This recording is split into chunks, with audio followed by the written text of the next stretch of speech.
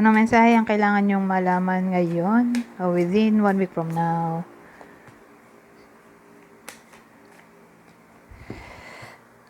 Ano to?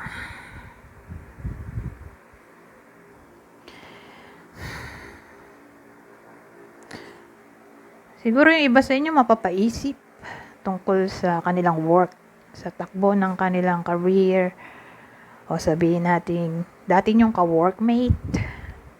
Makikita nyo all of a sudden, o sabihin natin, may nakaaway kayo, ka-workmate, o friend. Maaaring magbalik yon sa buhay ninyo for some reason.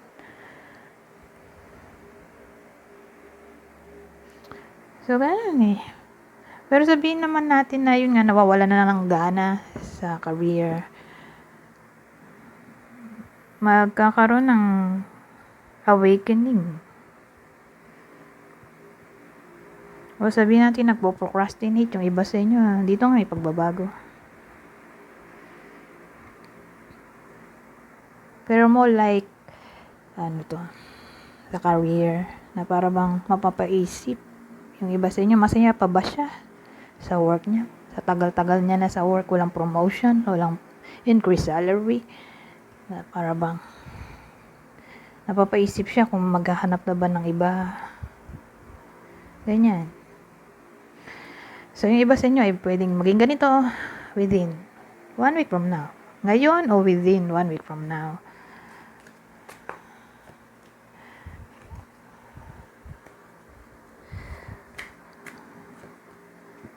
Oh, wow, ito maganda.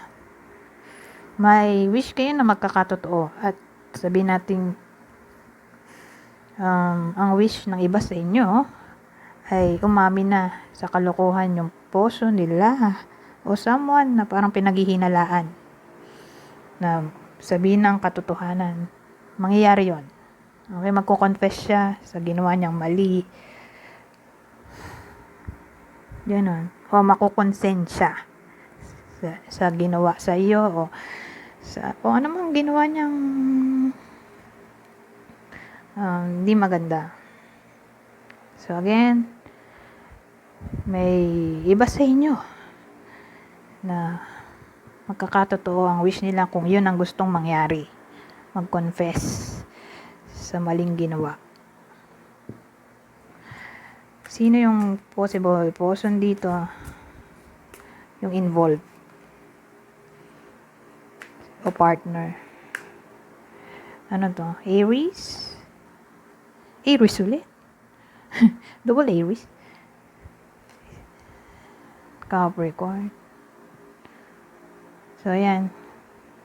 Aries o Capricorn.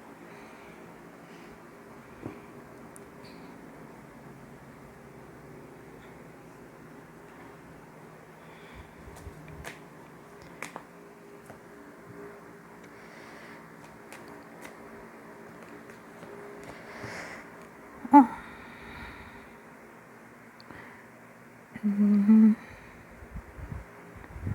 So, positive, negative tayo. So, negative muna.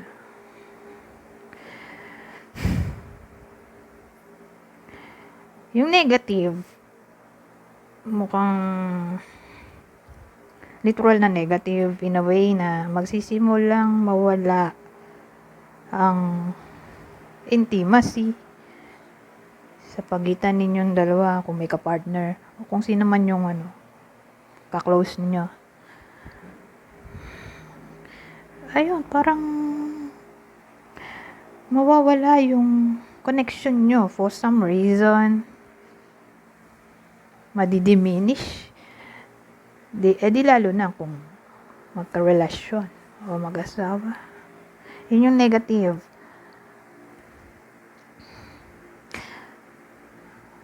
Pero ngayong week lang naman. Ngayon o within 1 week from now na para bang mapapansin nyo na mukhang hindi interesado. Ikaw o yung person mo sa isa't isa. Okay? Parang walang care. Sino yung possible person dito? Ay, wait lang.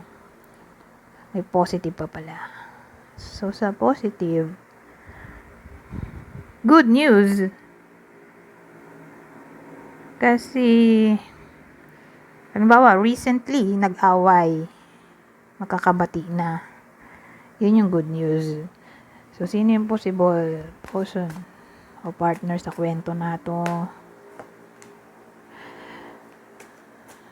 Gemini, Scorpio,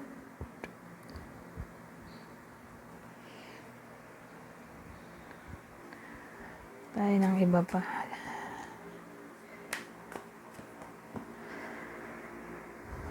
Oh, ano ba to? Wangat na combination. Lonely. Bad luck daw kasi. So, sabihin natin, may na-expect yung iba sa inyo. Mukhang di mangyayari. O yun nga, tatama dun sa sinabi ko kanina na parang disconnection. Ghosting, OMG. No contact for some reason.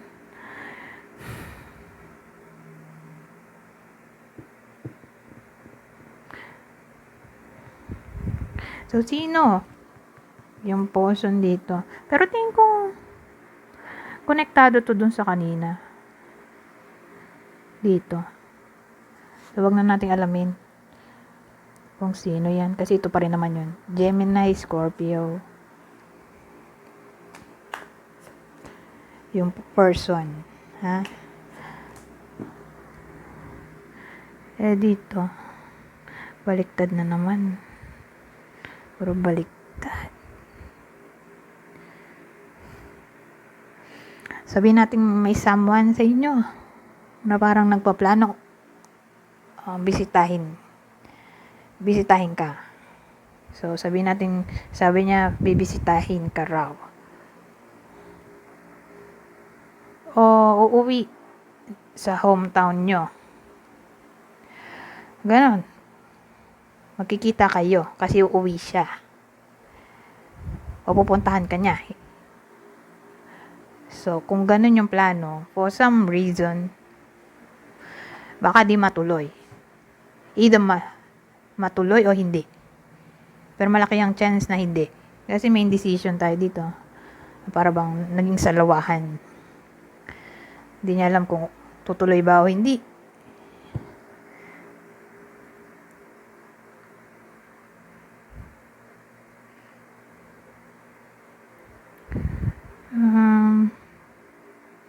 O sabihin natin uuwi daw. Uuwi galing sa malayong lugar, lalo na kung foreign land, papuntang Pilipinas, o kung saan man yan.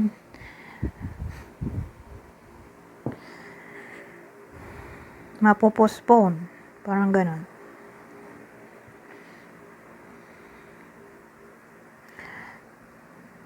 Yung pag-uwi, yung flight.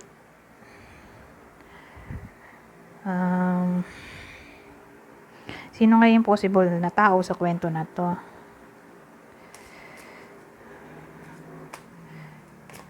So, pwedeng poso nyo to o someone na kakilala ninyo.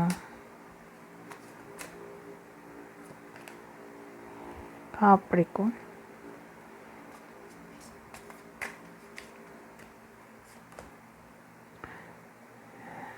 Ito ay Sun. Leo. So, yan. Isa pa nga. Last na to.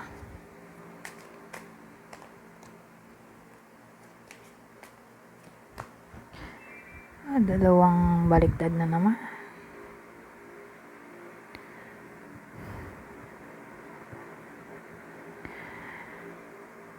Halimbawa, yung iba sa inyo na-involve sa third party situation, di pa rin makamove on.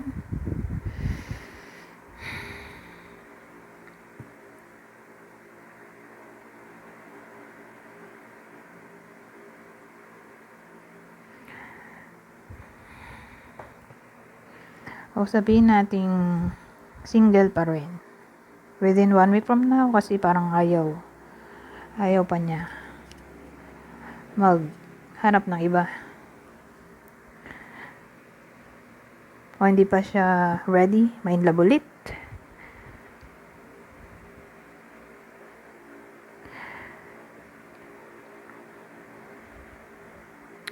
Pero sabihin natin,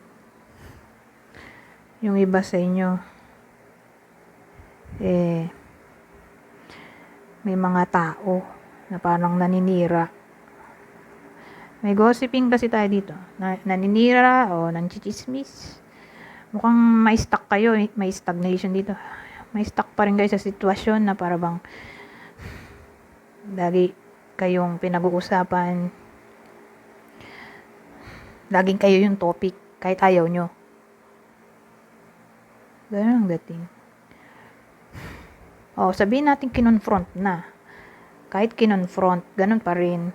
Tuloy-tuloy pa rin sa paninira yung the people o haters ninyo.